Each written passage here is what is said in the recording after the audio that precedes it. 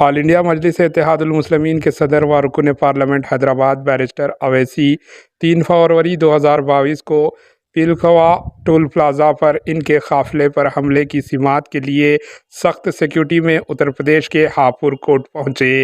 ज़िले police high alert पर है और पुलिस ने सारे इलाकों में भारी पुलिस सिक्योरिटी को तैनात कर दिया। Bureau report AHN news.